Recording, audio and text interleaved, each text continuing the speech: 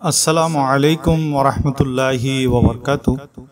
সম্মানিত দর্শক মণ্ডলী, রাতে ঘুমানোর সময় কেহ যদি আল্লাহর এই দুইটি নাম পড়ে ঘুমিয়ে যায়, তাহলে ঘুম থেকে উঠেই সে একটি সুসংবাদ পাবে। গায়েবী সাহায্য আল্লাহ তাআলার পক্ষ থেকে তার পরিবার ও সংসারে দেয়া হবে। অত্যন্ত সহজ আমলটি আজকে থেকে প্রতিদিন রাতে ঘুমানোর আগে অবশ্যই করে ঘুমাবেন। তার যে নিয়ম আছে সেটা জানার উদ্দেশ্যে সম্পূর্ণ ভিডিওটি মনোযোগ দিয়ে দেখার অনুরোধ রইল। যাদের কাজ আটকে আছে তাদের জন্য এই ওজিফাটিতে অনেক বড় সমাধান আছে। তেমনিভাবে যদি কারো এমন রোগ হয়েছে যে ডাক্তার জবাব দিয়ে দিয়েছেন, তাদের জন্য বড় সুখবর আছে এই ওজিফাতে।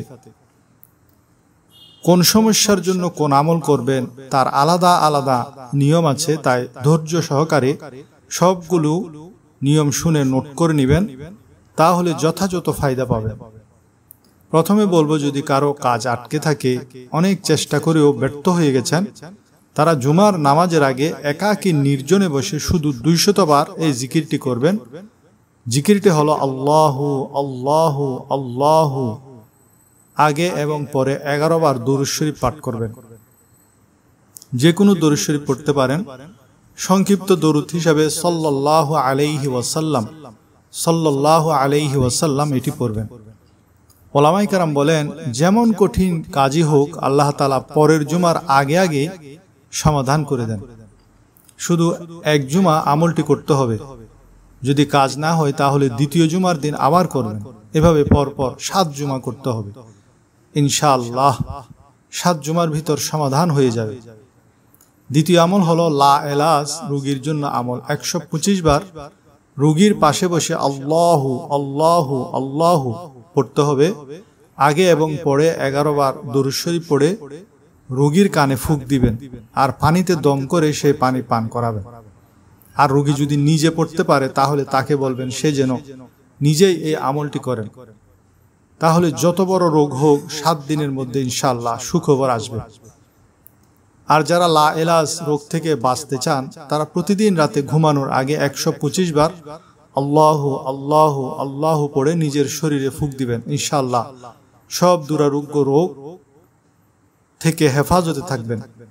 তাছাড়া যারা দিনে পরিশ্রম করেন, তারা 33 বার সুবহানাল্লাহ, 33 বার আলহামদুলিল্লাহ, 34 বার আল্লাহু আকবার পড়ে ঘুমাবেন। সকালে দেখবেন শরীরের সকল ক্লান্তি দূর হয়ে গেছে। আল্লাহর 99 নাম থেকে আরো একটি নাম হলো সামাদুন। এই নামটি সূরা ইখলাসের মধ্যে আছে। আর সামাদুন অর্থ হলো অমুখাপেক্ষী। আল্লাহ কারো মুখাপেক্ষী নন, বাকি সকলেই আল্লাহর মুখাপেক্ষী। সুতরাং সামাদুন এই নামটি আল্লাহর নামের সাথে মিলিত করে একসঙ্গে পড়বেন, আল্লাহুস সামাদ আল্লাহুস সামাদ। এভাবে 101 বার পাঠ করবেন আর আগে পরে 11 বার দুরূদ শরীফ পাঠ করবেন। ইনশাআল্লাহ আল্লাহ অমুখাপেক্ষী, আর সেই নামের বরকতে আল্লাহ তাআলা আপনাকেও রিজিকে, হায়াতে, ধন দৌলতে এত বরকত দান করবেন। আপনার যদি ঋণ থাকে, অভাব থাকে, সব অভাব দূর করে আপনাকে অভাবমুক্ত আত্মনির্ভরশীল করে দিবেন। সামাদুন একটি ইসমে আজমও বটে, যে ইসমে আজমের ব্যাপারে নবীজি সাল্লাল্লাহু আলাইহি ওয়াসাল্লাম কসম করে বলেছেন, কেহ যদি এই ইসমে আজম দিয়ে দোয়া করে আল্লাহ রাব্বুল আলামিন তা কবুল করেন আর যা চান তা দান করেন। সামাদুন ইসমে আজমের দোয়াটি হলো, আল্লাহুম্মা ইন্নী আসআলুকা বিআন্নী আশহাদু আন্নাকা আনতাল্লাহু লা ইলাহা ইল্লা আনতাল আহাদুস সামাদুল্লাযী লাম ইয়ালিদ ওয়া লাম ইউলাদ ওয়া লাম ইয়াকুল লাহু কুফুয়ান আহাদ। মনে রাখবেন, যে কোনো আমল পূর্ণ ইয়াকিনের সাথে করলে অবশ্যই এর সঠিক ফল পাওয়া সম্ভব। মনে সন্দেহ নিয়ে আমল করলে ফল পাওয়া সম্ভব না। আজকের এই ভিডিওটি আমি আমেরিকার মুফতি মুনির আহমদ আকন ওনার লেকচার থেকে আপনাদের খেদমতে বাংলায় উপস্থাপন করলাম।